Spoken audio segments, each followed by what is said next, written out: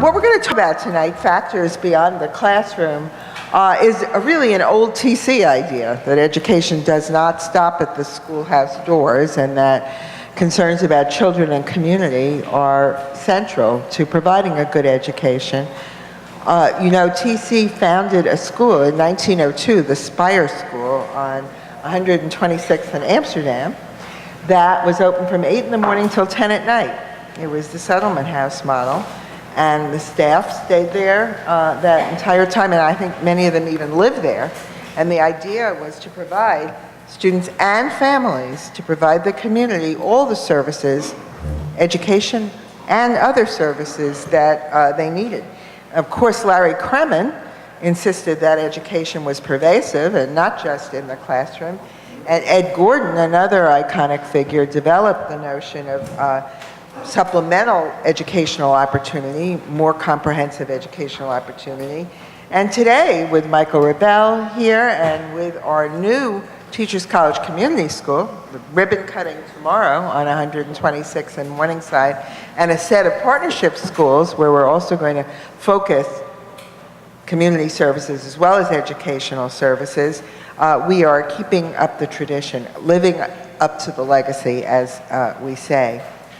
So EPSA in itself, this department, the Education Policy and Social Analysis Department, which is hosting the event tonight, it also represents this breadth of thinking. It is cross-disciplinary, cross-sector, and thinks about education policy, but also health policy and policy related to psychology and nutrition, other areas that affect and interact with education policy and affect students' futures.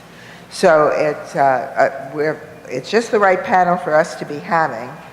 And I'm going to turn this over to our moderator for this evening, the chair of the Educational Policy and Social Analysis Department, Jeffrey Hennick. Thank you, Jeff. One of the defining and I would say also puzzling and frustrating characteristics of the contemporary education policy debates is the development of a sharp divide between those who argue that non-school factors, things like economic inequality, concentrated poverty, public health, family and neighborhood disruptions, that those things seriously compromise efforts to raise educational achievement, are pitted against those who argue that schools can make substantial difference despite these conditions, and that argue that acknowledgement, in fact, of these conditions and the non-school factors is tantamount to letting schools and teachers off the hook.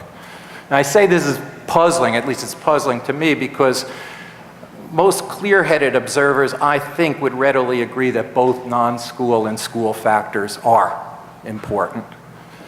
And it's frustrating, I think, because the trench warfare that's developed between the polarized positions often pits against one another people and groups, individuals, researchers, advocates, and interest groups that actually share a common goal of improving educational outcomes, and at times it results in political stalemate and at worst, and substantial wasted efforts on intramural warfare.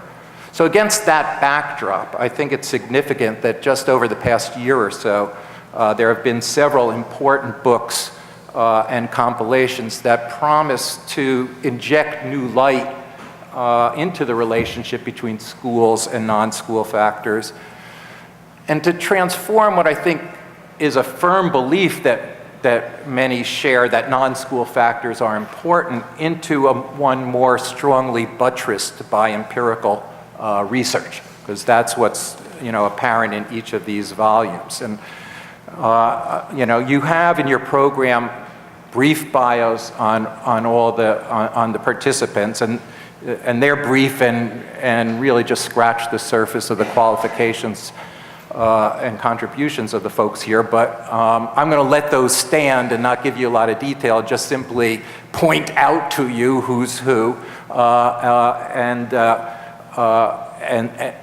well, let me do that, and then I'll tell you something about the format. So sitting right to my right is Richard Kallenberg, and he's a senior fellow at the Century Foundation and the editor of the book, The Future of School Integration, Socioeconomic Diversity as an Education Reform Strategy.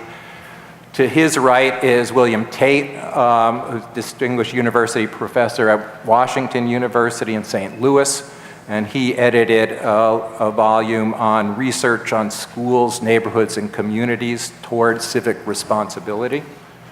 And then playing Where's Waldo hiding at? You have to really work to find him. Greg Duncan and Richard Murnane, Greg from University of California, Irvine, and Dick Murnane from Harvard University co-edited a volume on Whither Opportunity, Rising Inequality, Schools, and Children's Life Chances. So the format is that each of those three sets of editors will make a short, approximately 8-minute presentation overview of the findings in their volumes. Pretty tricky, especially for Bill and Dick and Greg, whose volumes are over 500 pages apiece.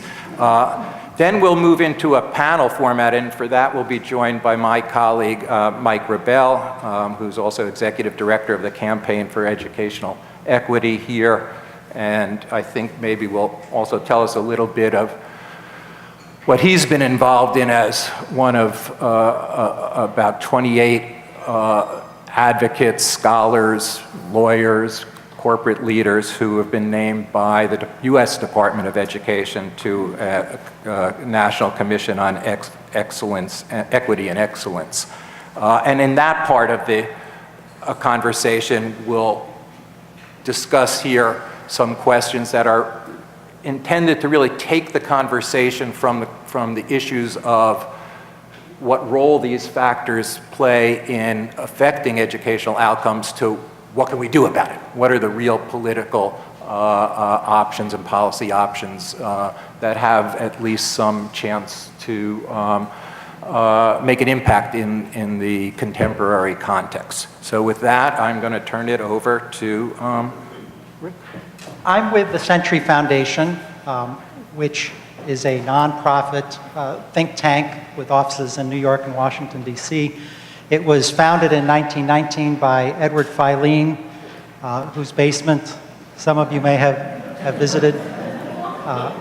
We are a progressive think tank, one that's devoted to dealing with issues of inequality in society. And as a result, we spend a fair amount of time on education issues in our research. So my task is, as Jeff alluded to, is relatively easy because our volume weighs in at 400 pages. And so by my calculations, Jeff, I thought I had 10 minutes, but that I'd have about 40 pages per minute. So let's get started. Here we go. To begin with, this whole idea beyond the schoolhouse goes back at least 50 years to the granddaddy of social science research projects, the Coleman Report in 1966, which most of you are probably familiar with. The number one finding was that the socioeconomic status of the family is the biggest predictor of academic achievement. And the second biggest predictor was the socioeconomic status of the school, or the children in the school that a given student attends. That peers matter and that the socioeconomic status of your classmates was very important. So we can see that it's reflected in data from the National Assessment of Educational Progress. These are fourth grade math data. The top line is middle class kids, those not eligible for free and reduced price lunch. The bottom line is low income students, those eligible for free and reduced price lunch. And as you move from left to right, you're moving from more affluent schools where there are low levels of poverty to schools with higher concentrations of poverty. And there are a couple of things to note here. One is that if you look at the bottom line, low-income kids who have the chance to go to lower poverty schools are almost 2 years ahead of low-income kids who are stuck in high poverty schools. Furthermore, if you look at the top line, the middle class kids who are in high poverty schools are actually doing a little bit worse than the low income kids who are in more affluent schools. Now, of course, there's a lot of self-selection going on there, right? Who are these low-income kids who fight their way in, whose parents fight their way into low-poverty schools? So, so one of the big questions is how much of that was self-selection and how much is real? And in the second chapter of our book, we feature research by Heather Schwartz, who is now at Rand, and was a Teachers College student, and in fact, the chapter is kind of a distillation of her dissertation here.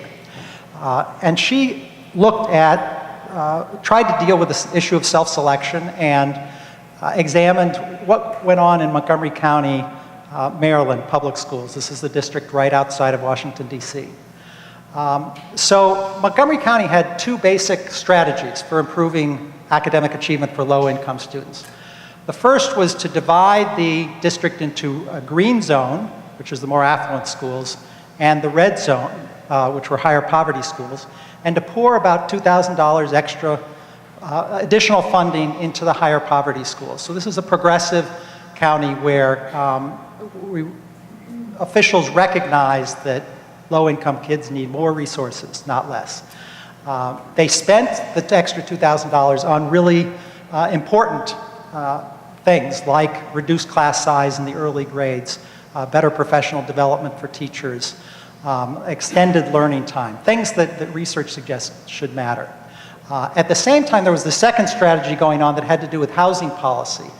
In Montgomery County, when a developer builds a certain number of units, she has to set aside about 15% of the new units for low-income and working-class families. So this offered a nice and interesting experiment. Given that almost everyone who applies for low-income housing takes whatever they can get because it's scarce, you have what's close to a random assignment. And the question becomes, where do low-income students do better? Do they do better in higher poverty schools that have additional resources, the extra $2,000 per pupil, or would you rather be a low-income student in a lower poverty school where there are actually fewer resources, but where research suggests you may have stronger teachers, there may be more positive peer influences, and you may have a set of more active parents who are in a position to be active in school affairs. And here were the results. Initially, there wasn't much difference, but over time, the kids in the green zone, the lower poverty schools, scored at about 0.4 of a deviation higher in math than those in the red zone schools. Heather Schwartz also found that the gap between low-income students and their more affluent peers in the green zone schools was reduced in math by 1/2 and by 1/3 in reading. Now, one of the other important pieces here, of course, is kids are not only given a chance to attend low-poverty schools, they're also living in low-poverty neighborhoods. And so there's a question of how much this has to do with neighborhood versus schooling. And Heather Schwartz estimated about 1/3 of the effect was neighborhood, 2/3 of the effect came from schooling. Okay, next chapter comes from Jean Reed, and she may be here tonight. Also a Teachers College Columbia graduate whose dissertation looked at the question of whether there was a difference in academic achievement at the pre-K level based on the socioeconomic status of the institutions. She looked at 3,000 students in 11 states, found that, consistent with Coleman, consistent with what Heather Schwartz found, that being in an above-average socioeconomic status school had positive effects for certain outcomes, that the effect size was comparable to the impact of the socioeconomic status of the child's own family, and having excellent instructional opportunity. So two factors that are known to be quite important. The study has massive implications for Head Start, which of course is a program that by design is concentrates poverty given that it's means tested. And yet it hasn't been, this concept hasn't been part of the debate in Washington. Now, I've used up probably at least half my time, so I'm going to have to go through the other chapters fairly quickly. So, you know, the book does try to connect research with policy. And so to deal with some of the real life issues that come up when there are questions of integration at stake. So the first chapter, chapter 4 by Marco Basil, looks at a cost-benefit analysis of socioeconomic integration. There are costs involved primarily in transportation. You need, to be politically realistic, you need magnet schools to attract middle-class families into lower-income neighborhoods, which are costly. And the question is, you know, is that a good investment? The bumper sticker argument against integration is that we should be spending money on the classroom, not on school buses and transportation. Marco Basil finds that, in fact, investment in transportation to create integrated environments is likely to be very cost-effective. His estimate is that the benefits exceed costs. The public benefits exceed costs by a factor of 3.3, and when you look at public and private benefits together, the benefits exceed the costs by a factor of 5.2. Chapters 5 and 6 of our book look at kind of the logistical issues. You know, how much, you know, given that low poverty neighborhoods are sometimes quite distant from high poverty neighborhoods, given the fact that there may be space constraints in middle class schools to accept low income kids, how realistic is this? And both of the chapters conclude that you could significantly reduce economic isolation if there were the political will to do so.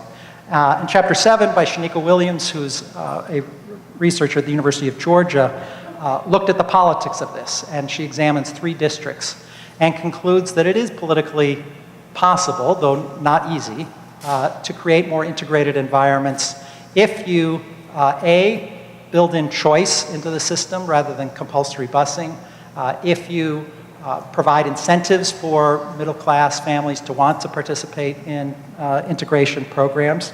And she also points to the important political players who can make it possible to create integrated environments. And she looks at Wake County, North Carolina, which includes Raleigh and the surrounding suburbs, and finds that it was a coalition of teachers who are on the front lines and know how difficult it is to teach in high poverty schools, civil rights groups who know that separate is unequal, and business groups that, who know that it's important that employees get along with people from different backgrounds. And Wake County, the Tea Party took over for a short period of time, dismantled a long-standing integration program, but through this coalition more recently, the pro-diversity faction won control of the school board again. So there are 80 districts nationally that that seek to deconcentrate poverty, usually through public school choice rather than compulsory busing.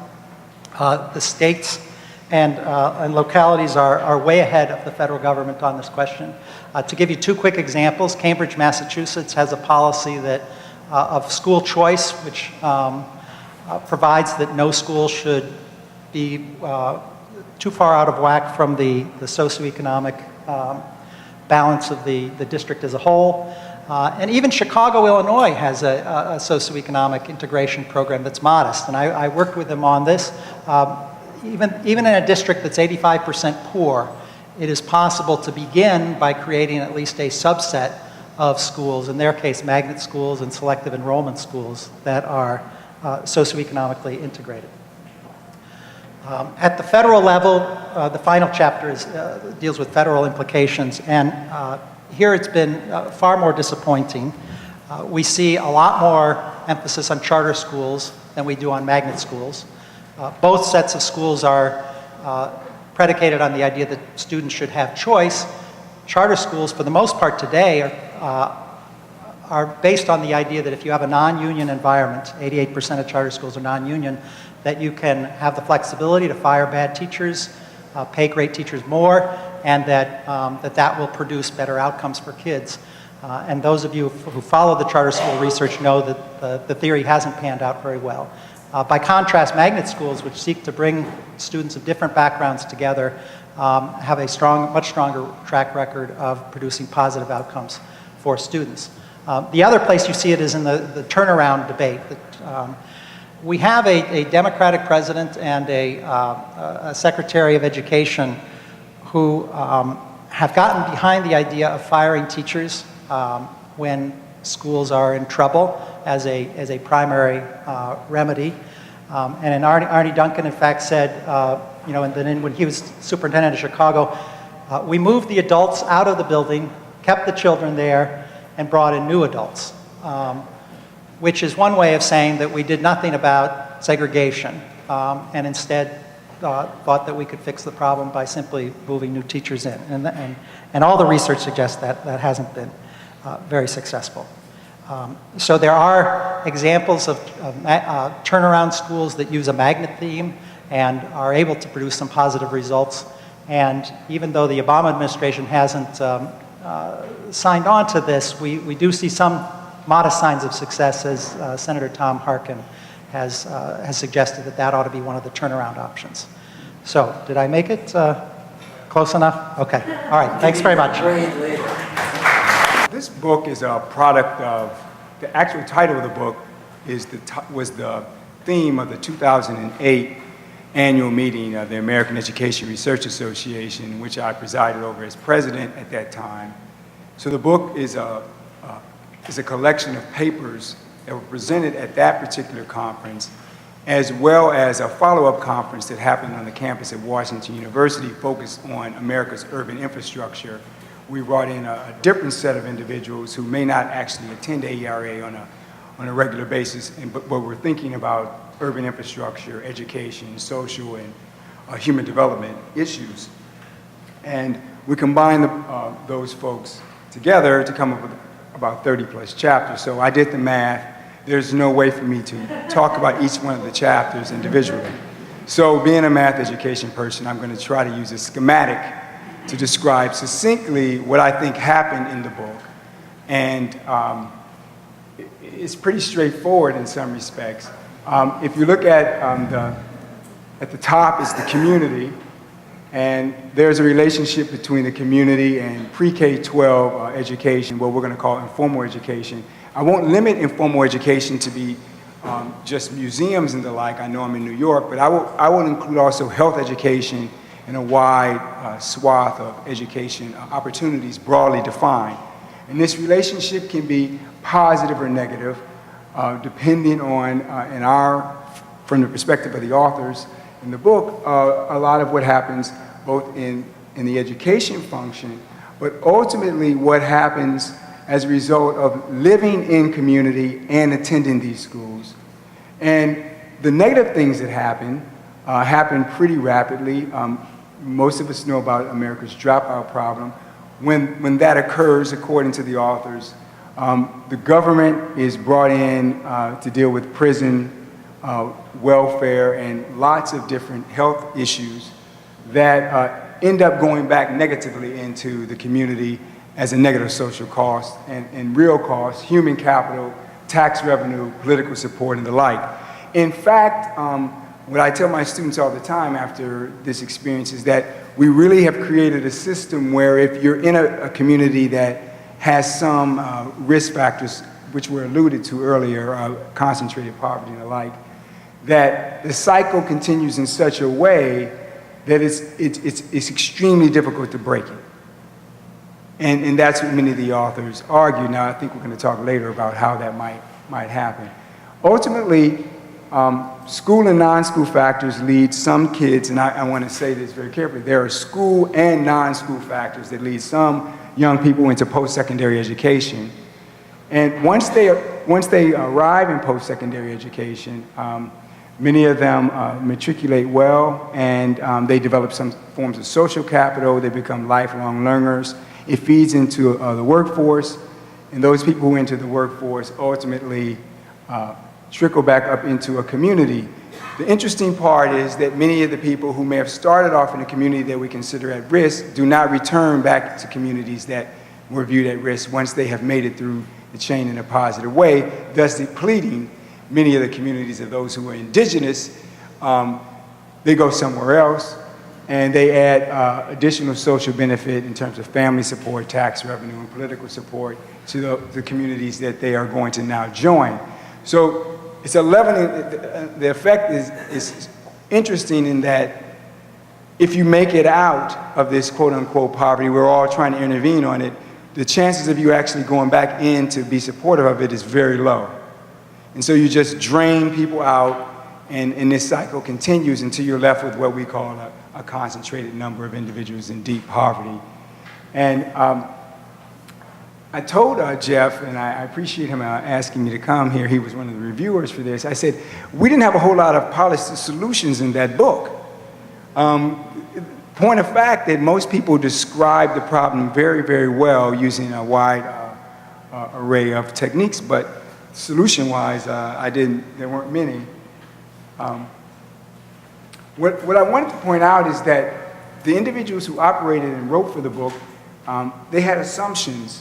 Many of the people who were coming from a psychological tradition had assumptions that I would call, with respect to achievement. Now, I put science achievement up, but you can put any kind of achievement you like. The assumptions were that there are a set of factors that influence kids at an individual level before they get to school. We'll call them distal factors. And most of them assumed that their SES was going to influence their achievement. Most of the people, and where interventions were argued, they assumed that parental expectations would influence what would happen ultimately. So there were lots of recommendations actually within the book about parental intervention. There were assumptions that their parental values would matter and their prior achievement would matter.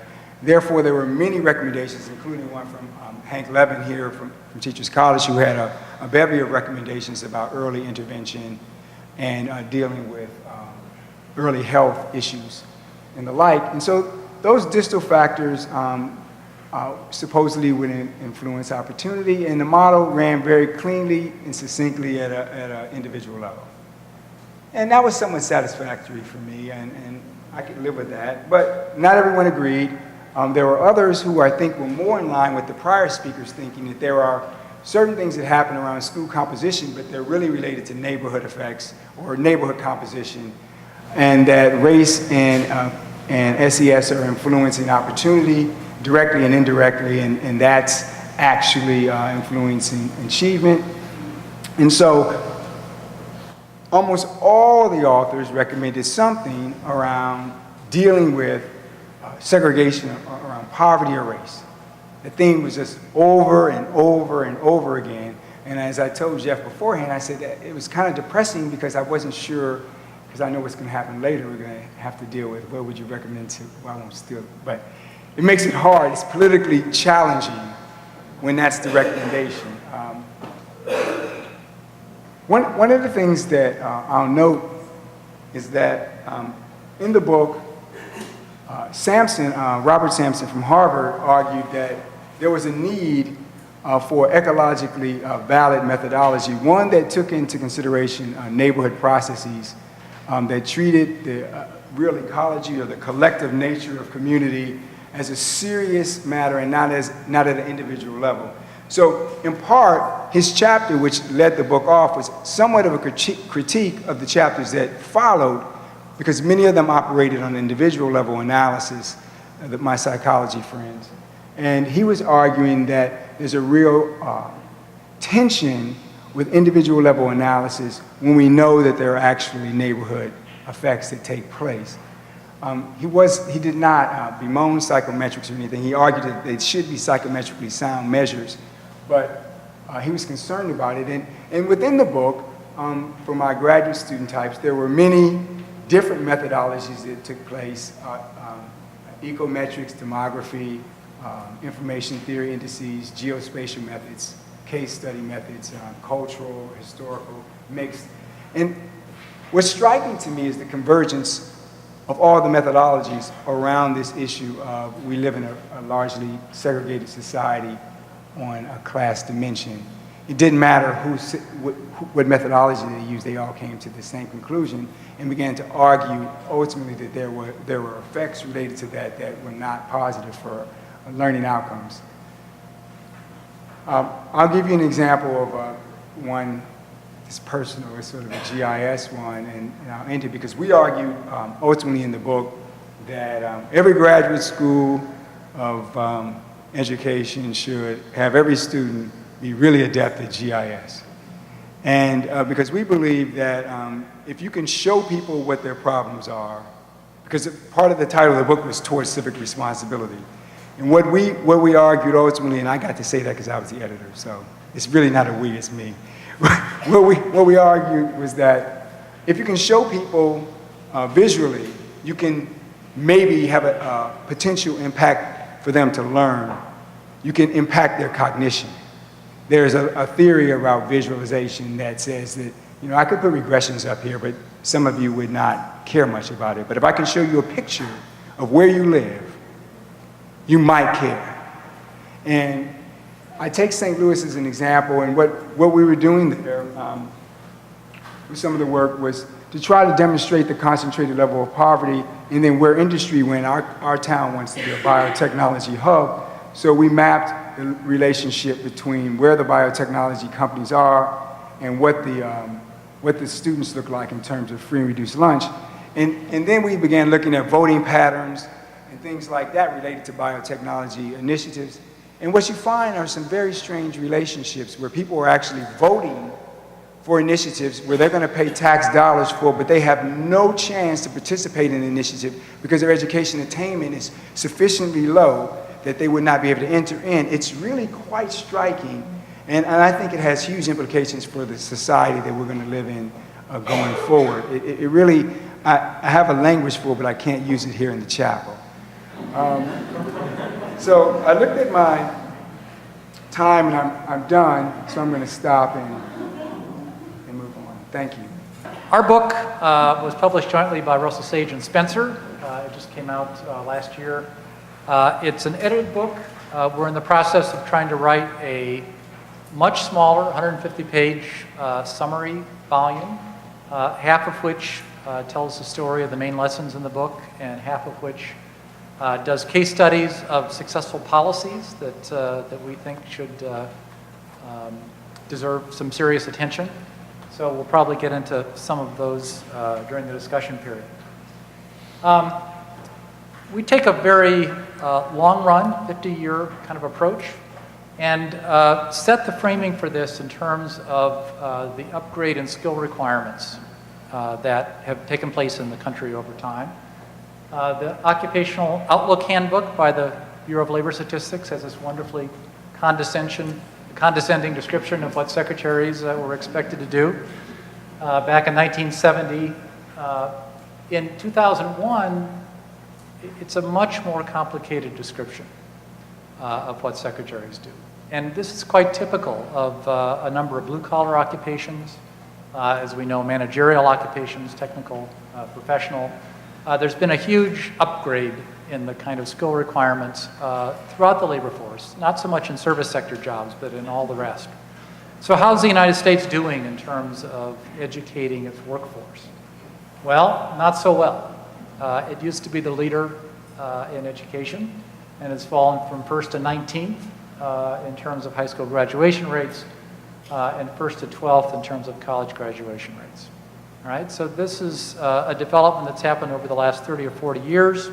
A concomitant development has been a huge increase in income inequality in the country. And so the book is really trying to figure out connections between income inequality and different outcomes and opportunities for kids in high and low income families. There's been a remarkable divergence in the educational outcomes for kids growing up in high and low income families. If you go back to kids who were teenagers 30 years ago, divide up the kids, this is national data into those in the top 5% of the, top 20% of the income distribution, bottom 20% of the income distribution. So I've got about 15 million kids in each of these two different, we're not talking about the top 1%, right? We're talking about high-income families generally, the top 1/5 of families. Graduation rates for those kids, 36%. If you check the income at age 14, go out 10 years and see how many graduated from college, 36%. Much higher than low-income kids. I think we have always known that there are such differences, but what's remarkable are the trends here. So if you then compare those kids to kids who were teenagers 15 years ago, graduation rates have gone up quite dramatically at the high end and have gone up very, very little at the low end. All right? So there's this increasing gap in the educational attainment of high and low income kids. This is college graduation. Maybe it's a function of ability to finance college educations. It turns out that's not the case.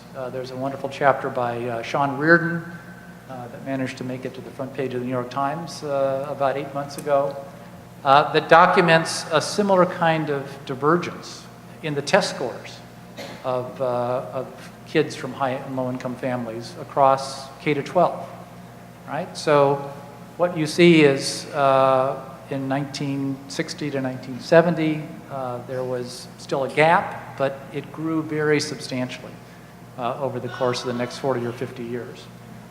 What's interesting is that's in striking contrast to the racial gap in test scores, which have fallen substantially, especially in the 70s and 80s. So you get this divergence in terms of class, and you get a convergence in terms of race. So it's a very different set of processes that are taking place. Very surprising that there would be this kind of divergence, because I think a lot of us equated race and class sufficiently so that you'd expect similar kind of trends, but that hasn't been the case. So what's going on? We started out with a much bigger list of factors. I could show you the spider diagram that we developed at one point to try to get everything that was in the book. And it really reduces to a couple of simple elements. One is how income inequality has influenced families, and how families in turn pass on their advantages or disadvantages to kids. And the other half is about school functioning, right? And how income inequality has changed the nature of residential segregation by income, how it's changed the nature of schools serving high and low income kids, and what sort of implication that has had for child educational attainment that's independent of the family story. The family story we divide into what money can buy, and then stress and parenting sub-story. We really tried to be careful and look for very strong studies that had good evidence associated with them. And the idea that higher incomes enable families to provide advantages to their kids is something that seems obvious to everyone but economists, who tend to be very grumpy about data. We all worry, I think, to some extent, that high-income families differ from low-income families along a number of dimensions, not only income, but also schooling levels, family structure, and so forth. So the studies that have really done a good job of trying to isolate the income component, either through experimental or quasi-experimental methods, consistently point to the fact that income indeed matters for kids' attainment. It's not all important. It's not the only factor that makes a difference, but it's a quite significant factor. And against a backdrop where income inequality has increased and the difference in income levels between high and low income families have increased so much, that income effect has indeed contributed to the achievement gap. If you look, as one chapter did, at expenditure differences, what are high and low income families spending on behalf of their kids for enrichment kinds of activities and so forth? That too has diverged in terms of the gap. It used to be a $3,000 to about $800 gap in terms of the top 20% versus bottom 20%, how much money families are spending on enrichment expenditures. That 3,000 has gone up to 9,000.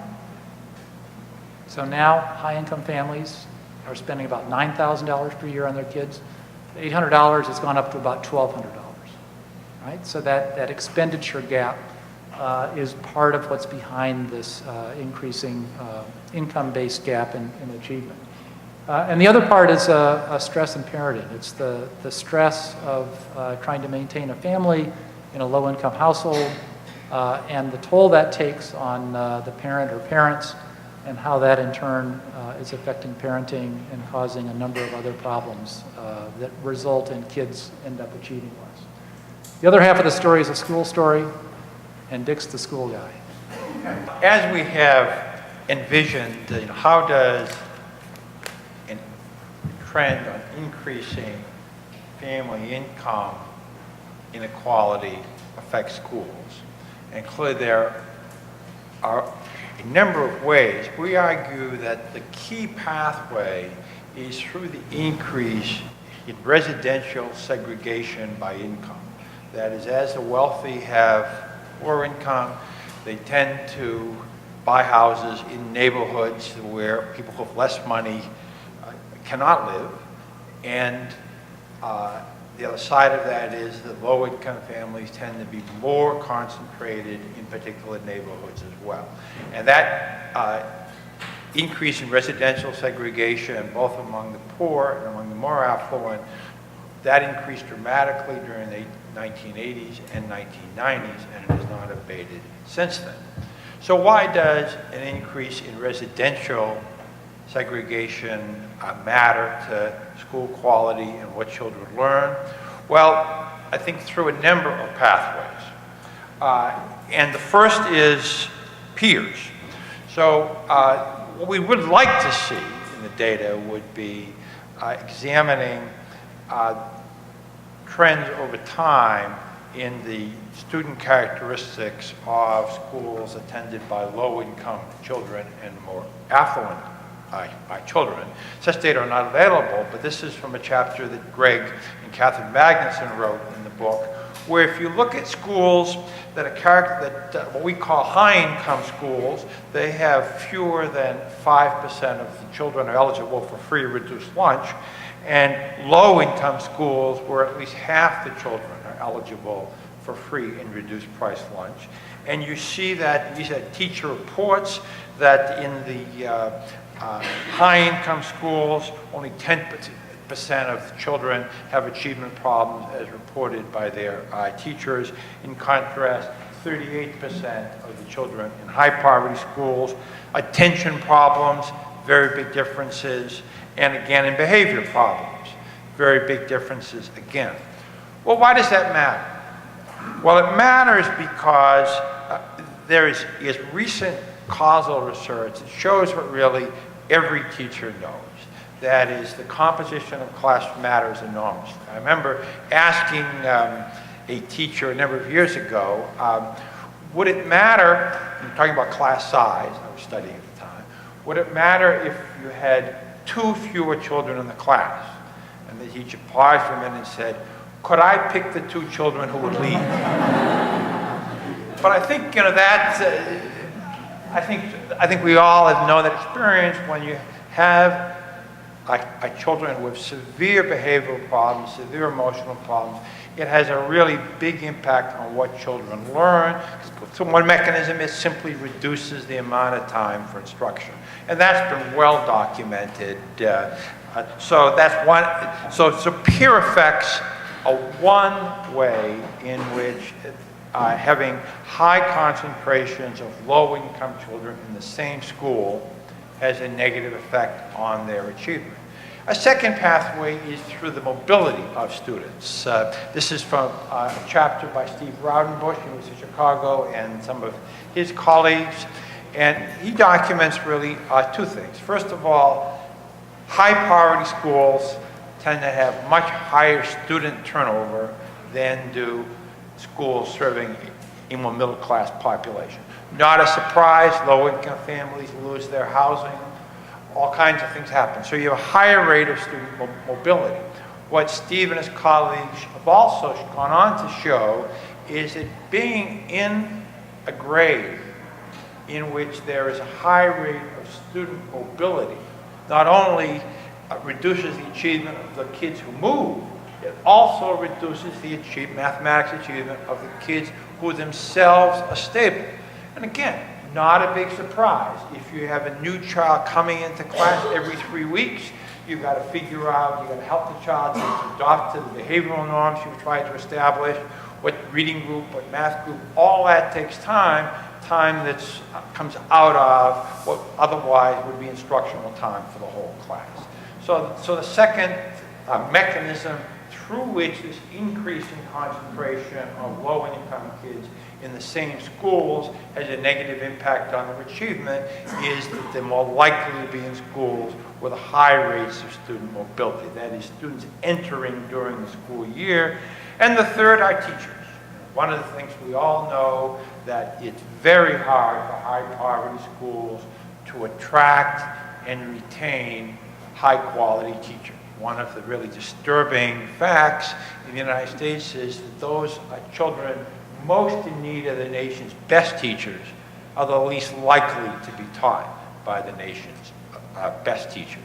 So these are kind of three pathways through which the increase in income inequality had a negative impact on the function of schools serving low-income children, all stemming through this mechanism of increasing residential segregation by income. Now, why do we care? Well, one thing is this really threatens the nation's economic future. If you know the terrific book by my Harvard colleagues, Claudia Golden and Larry Katz, The Race Between Education and Technology, they point out that increases in educational attainment by both kids at the bottom, from low-income families and affluent families, increased education attainment really drove the dramatic economic growth that allowed the United States to dramatically improve standard of living for its citizens over the first 3/4 of the 20th century. Those educational attainments have stagnated, and to a very large extent they've stagnated because the kids at the bottom are not getting a good education. The other challenge, the other, I think, serious threat that this brings to the nation's future is the idea of intergenerational mobility is a value that's deeply held by most Americans. A child may grow up poor, but the belief that by working hard, his or her children will not grow up poor is very much at the essence of what America thinks well of itself. And the mechanism through which a number of generations over time have experienced upward mobility is by getting more education than their parents. And this is severely threatened by these patterns that Greg and I have described. Thank you very much.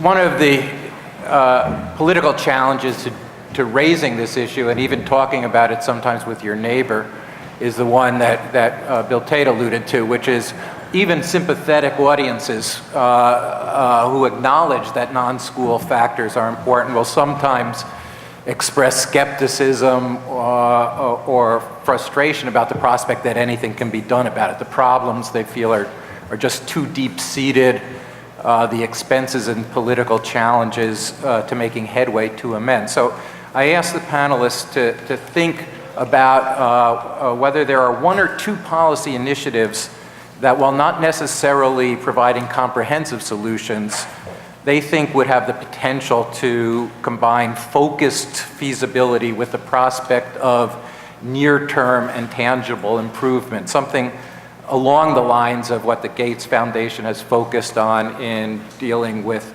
malaria in sub-Saharan Africa, focusing on providing mosquito nets as something that's affordable, technically possible, and really makes a difference. So I'm going to ask those who want to respond, and because he's been sitting so patiently and nicely, I'm going to ask Mike Rebell to go first. Okay, well, one of the fascinating themes that I think came out of all of the presentations here was the really major importance of integration, socioeconomic integration and racial integration. And I do have to say, unfortunately, that I don't see as much promise as might come from those directions, having more peer integration and all. I don't see realistically much happening in that direction in the foreseeable future. And with all deference to Richard Kellenberg, what I found most interesting in the final chapters of his book, where they talk about the politics, is that they found 3 or 4 places where they made some progress in this area, but over much difficulty. And those were circumstances that where things came together very nicely. So to get real integration, especially across school district boundaries, where you would need it, is a gargantuan task. So if Jeff asking what's possible, what I think is possible is to deal with the effects of poverty. And unfortunately, we have growing numbers of schools where the vast majority of children are from poverty backgrounds, often single-race schools. And there, I think we have been making real progress. Quite frankly, in the legal domain, where I tend to focus a lot of my energies, I've been amazed at how many breakthroughs we've gotten, both in the education adequacy cases in state courts and even in statutes. You take No Child Left Behind, our major federal policy, our major federal statute. Implicit there is that because the law requires all children, 100%, to achieve at high levels within a certain time frame, it had said 2014, we're now pushing it back to 2020, but nevertheless, the idea is all kids can achieve at high levels, and implicit on that is you have to give them the resources, you have to give them the means to do so.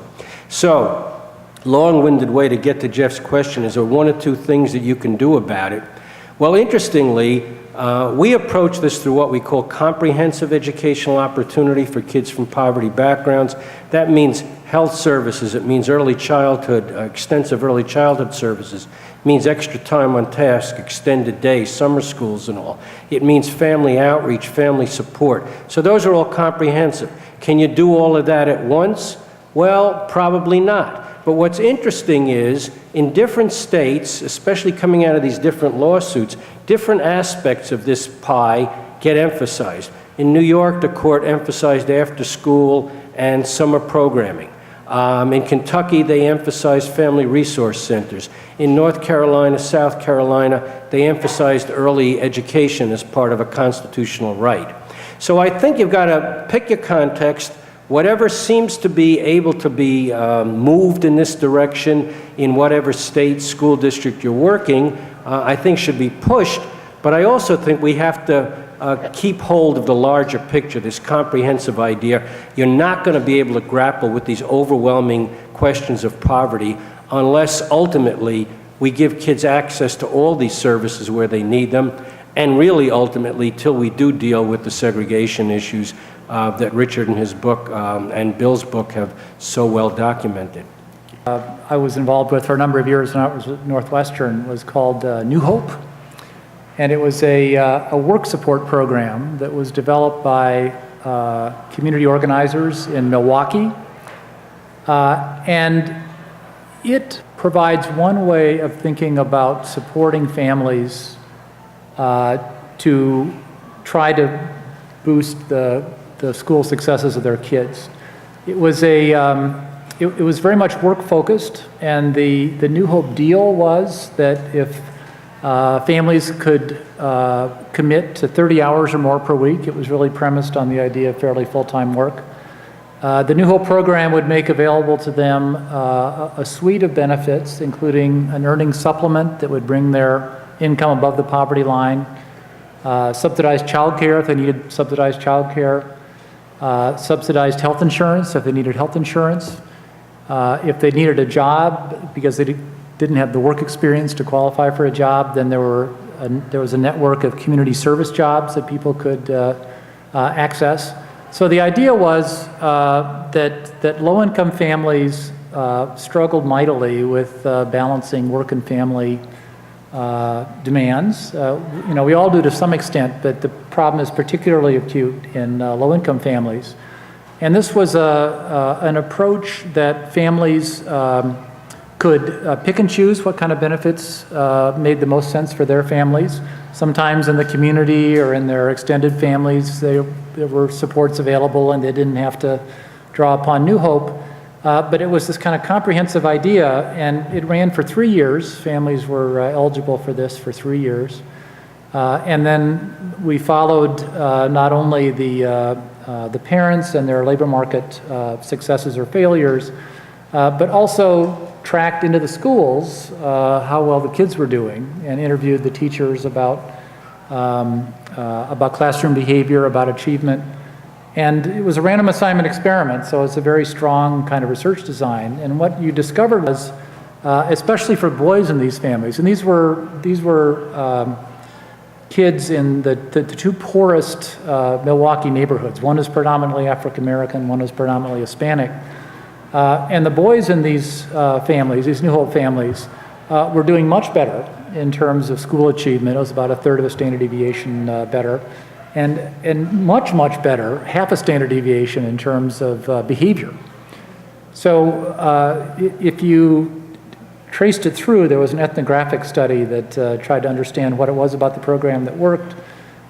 There were stories from the mothers about how important it was, especially for their boys. These predominantly were middle school or middle childhood, elementary school children. How the gangs in the neighborhood were a real threat, and they didn't want their boys especially, who were more threatened by gangs at this point than the girls were, to be tempted by the gangs and the extra resources that the program provided. They recognized as being very valuable. They tried to get their kids more into after-school programs that the program supported, into pre-K programs for the kids who were young. So it was this conscious effort to invest in kids through the extra resources that were made available by the program that seemed to lead to these advantages. And we did a follow-up 5 years after the program was done, and there were still a number of differences. So I think it's possible to think of programs that do address the family side. Parenting programs tend to have a rather dismal record of performance if you look at the evaluation evidence. But in this case, it was a work support package that was very smart. It really understood the kind of needs that parents had, and it made a difference. So I think there are some successful models of family-based programs that can matter. If you saw that graphic, each one of those places has a place. Everybody argues for an intervention in every circle. So, but the upshot, I think, for me, the reason this question is a difficult one is that if achievement is your outcome measure, fundamentally, I think achievement is intergenerational. And I think we live in a world where the tension is between those who think people should have individual choice versus sort of the central planners. And the dilemma I have is I'm not sure where you have intergenerational achievement, but really, I mean, it unfolds in an intergenerational fashion, whether or not we have the political will to actually sustain any plan, and whether or not any free choice models would give you really choices. Okay. So election day is November 6th. Imagine that on November 7th, you get a call from the White House asking you to come in and pitch your ideas about what should be a factor in the administration's effort at improving educational achievement and reducing educational gaps over the next 4 years. And I asked them to tell us what they would say and how they would frame it differently if the call came from President Romney versus President Obama. So, well, good. Let me answer the first question first. So I was struck that there was really strong unanimity among the 3 edited volumes that economic segregation of our schools was impeding equal opportunity. And I agree, Michael, that this is a tough political thing to deal with. But I don't think it's impossible. And we've learned a lot about how to integrate schools since, Boston circa 1975 when there was compulsory busing.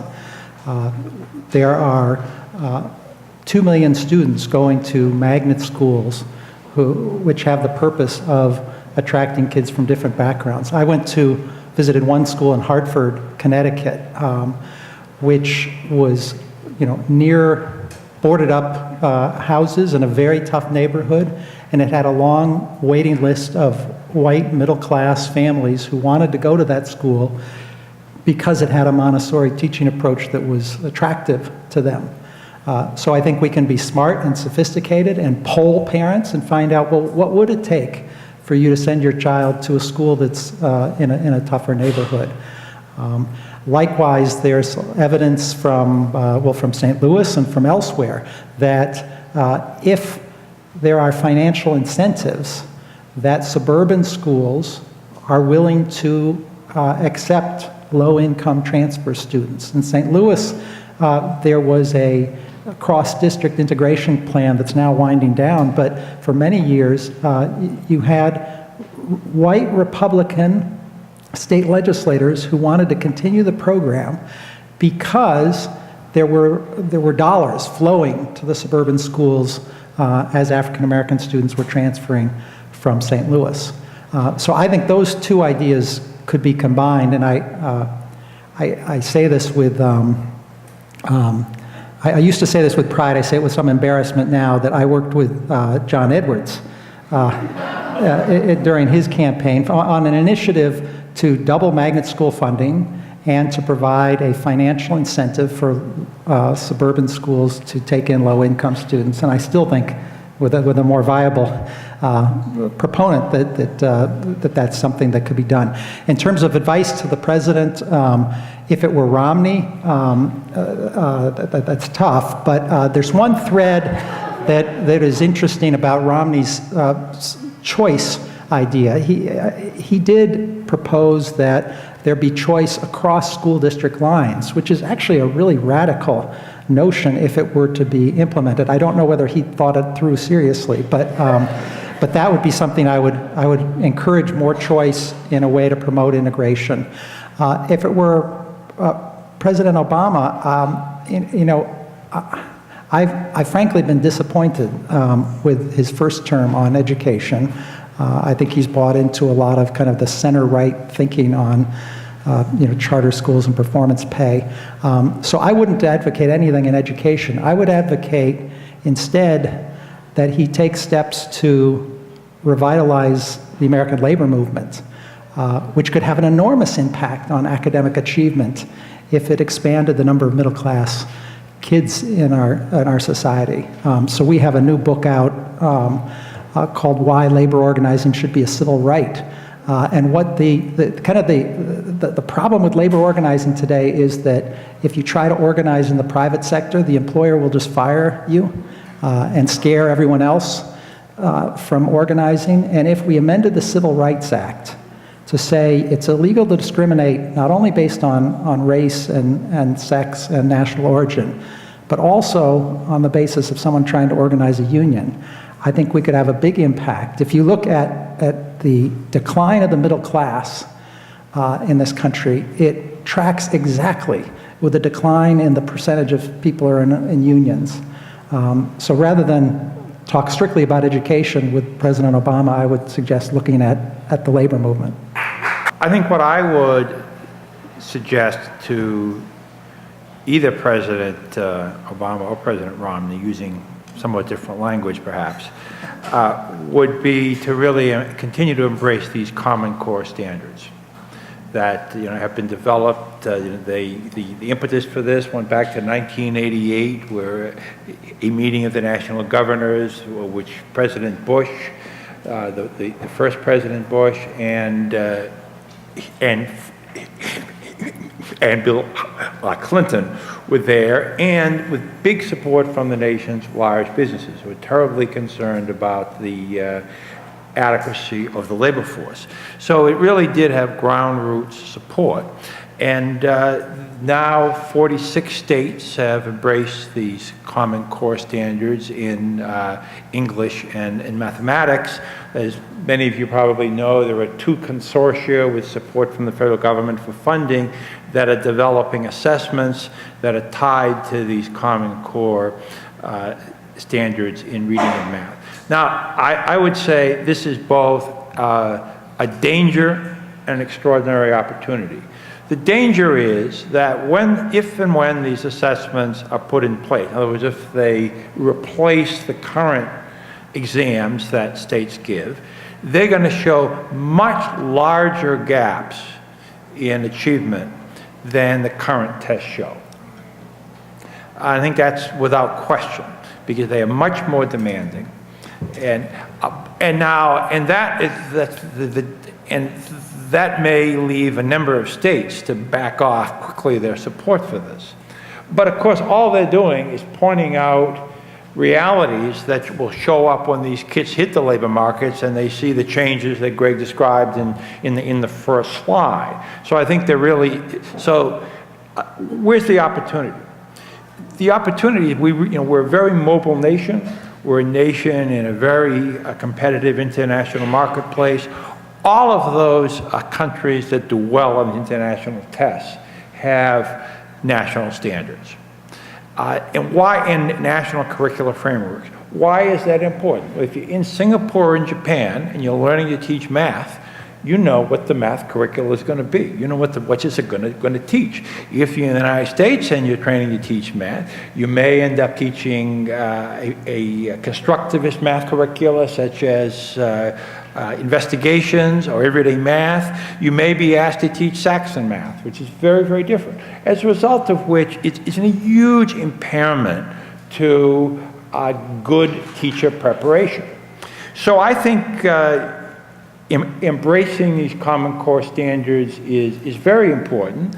It will, again, as we've said, reveal larger gaps, and I think it creates the potential to embrace them, to improve education, and I think and to improve the quality of the nation's teaching force. Now, back to the very first question Jeff asked, I think while clearly there's enormous challenges from outside of schools, and I think we do need to improve teaching quality, but a necessary condition for doing that is that our classroom teachers, even in high poverty schools, are asked to teach, not to be social workers. And so we do need to provide the support in terms of social workers and psychologists to deal with the very difficult behavioral issues that kids, an awful lot of teachers in high poverty schools face.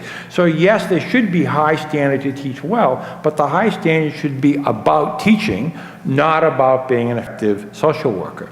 Conclusion, what would I say different to President Romney than President Obama?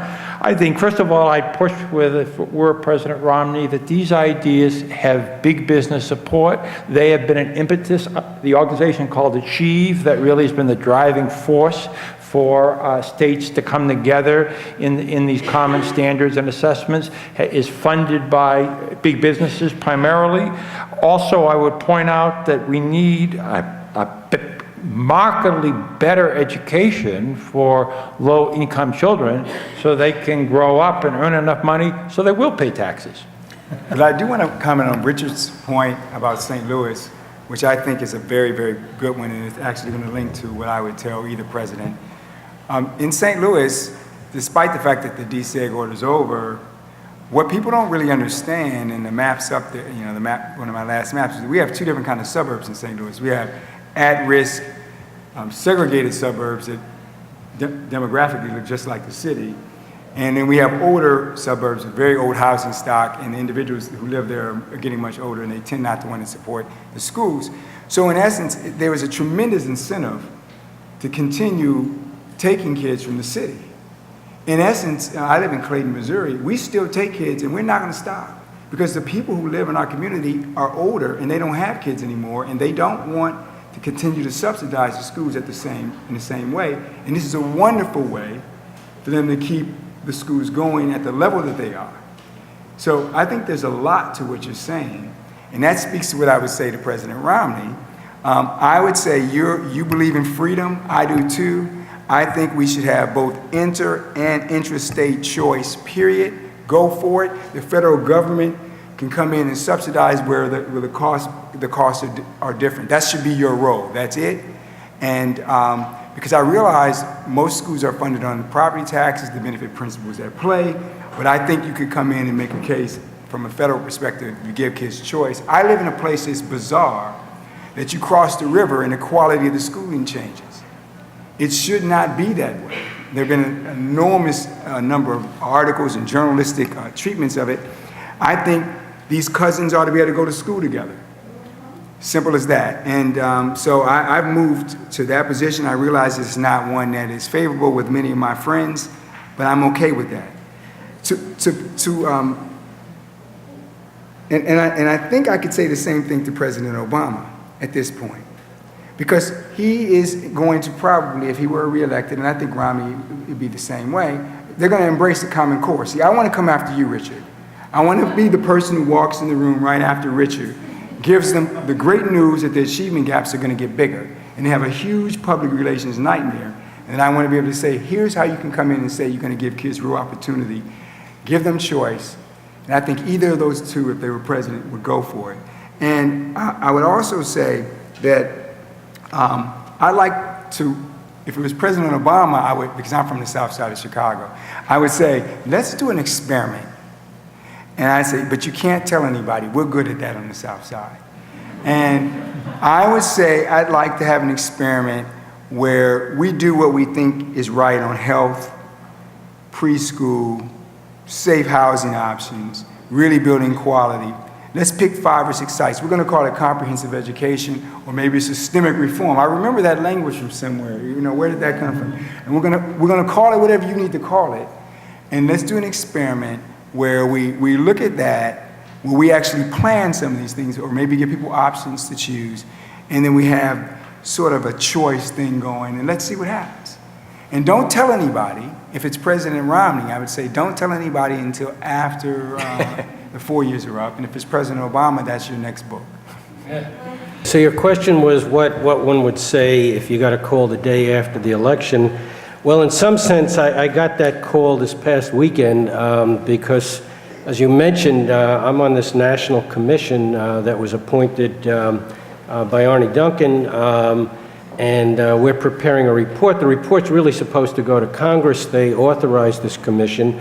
But our last meeting to come up with the final draft was supposed to be October 29th, and I got this call that it's been postponed till November 27th. So the report is now going to be coming out right after the election. So I guess what I would say, certainly to President Obama, is what we're going to say in this report. And although the report hasn't been finalized, there is an important aspect of it for the present topic that I want to emphasize. We're going to emphasize 4 major areas. One is finance issues, one is teacher improvement, one is accountability, but the 4th is going to be comprehensive educational opportunity, this need that we've been talking about here. So the fact that the 28 members of this commission, conservative, liberal, representing all ranges of the policy circuit, have pretty much agreed, I mean, they haven't all signed off, but it's clearly the direction, that this is a major initiative that the government has to look into in the coming years, I think is very significant. And for that reason, if the report is delivered to President Romney instead of President Obama, I do think the language will be a little different. We'll have to remind him that when he was governor of Massachusetts, he supported after-school programs and more funding for education. But the interesting thing is you do get conservatives and liberals coming together on the importance of moving in this direction for all the reasons that these very profound books have been spelling out, that these are problems we have to grapple with, and providing this comprehensive range of services is a way to do it. The reason why I think it's resonating on both sides of the aisle is that people are seeing this not as a cost increaser, but as a cost saver, because they're starting to emphasize the advantages of consolidation, of having different government agencies better coordinating, using the private sector more, using community agencies, using universities, doing a profound job of overcoming the impact of poverty, but doing it without huge new expenses. Now, whether that really can be done, I don't know, but that is a lot of the talk now, and I think it's a theme that can be picked up and can be presented to either administration, and I think our commission's going to do that. So I appreciate the talk about school choice as a means towards social and economic integration. However, living in New York City, we've seen that school choice has actually, in many ways, just resulted in segregated schools that are spread through different neighborhoods because there's nothing as wealthy families seek to stay in the system, they flock to the schools, and their students, because their children, because they perform better, get selected at a much higher rate. So it seems to me that trying to sort of backdoor in integration without explicitly saying, this is a goal we want, this is something that's better, this is a better way to have the country, ends up not working because as soon as you get waiting lists, seek to invoke their political power to change the situation. So I just like people to speak to that a little bit. So. Okay. In Chicago, they just buy it. They buy it. Rick, Can I comment? Yeah, I agree completely. You know, so school choice is, Joe Nathan said school choice is like electricity. You know, it can either produce very positive things or you know, it can kill you. I mean, so what Cambridge, Massachusetts, and lots of other districts have implemented is a good idea with a terrible name. They call it controlled choice. And by that they mean choices will be honored with an eye to integrating the schools. And to my mind, that's the way we need to go, so that choice has the opportunity of bringing us beyond neighborhood segregation, so there's the opportunity for integration. But if it's completely unregulated and there are no fairness guidelines to make sure that this is promoting integration, it can actually make things worse. I mean, there's a lot of people who say, I just want to help them escape. The whole voucher idea is to help people escape. So, I mean, I feel her pain, but at the same time, you're talking about scales that are quite large. And so, how do you deal with that? And that's the real question. I think you need movement in both directions to make this logistically feasible, too. I mean, if you want large numbers of low-income kids, and in St. Louis, it was about a quarter of the population. It was a significant number of students who had the chance to go to suburban schools, and the outcomes were fantastic.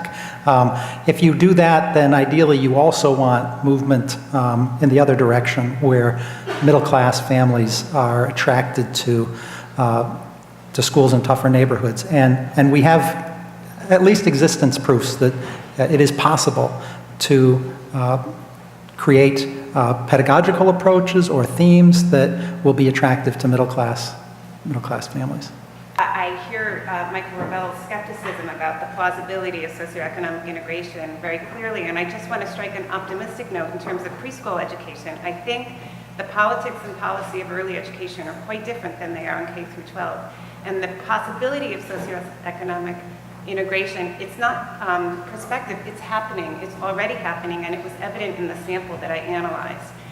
The expansion of state pre-K programs has been quite dramatic in both red and blue states, and it's showing up in the classrooms. The influx of more middle-class participation is creating more diverse classrooms. So to be brief, I just think there's reason for optimism there and hope. Great, thank you. What do you think low-income communities of color can do currently, right now, average folks in low-income communities of color, to improve educational opportunities in these communities? As opposed to what the White House can do? What can the as communities opposed do to, themselves? even at the sort of a policy level, or folks, you know, socioeconomic or racial integration, what can low-income people of color do now to help improve educational opportunities in our communities? Okay, so let me ask, is there someone on the panel who wants to wrestle with that question in particular? Okay. I think what they can do is join Joe's literacy initiatives, because he's been doing great work in distributing books and raising consciousness in Harlem and other communities about the importance of reading. So that is a very clear-cut thing. And sorry to give you a cover, but I think that's what his question was leading to.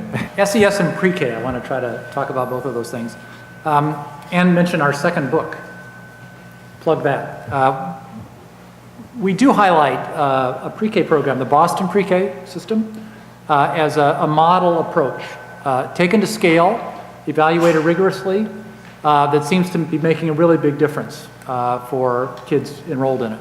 And one of the elements of the pre-K system is an attention to curriculum, a lot of supports for teachers, learning the curriculum, coaches and so forth. Everyone's on the same page. It kind of ties into the curriculum comment.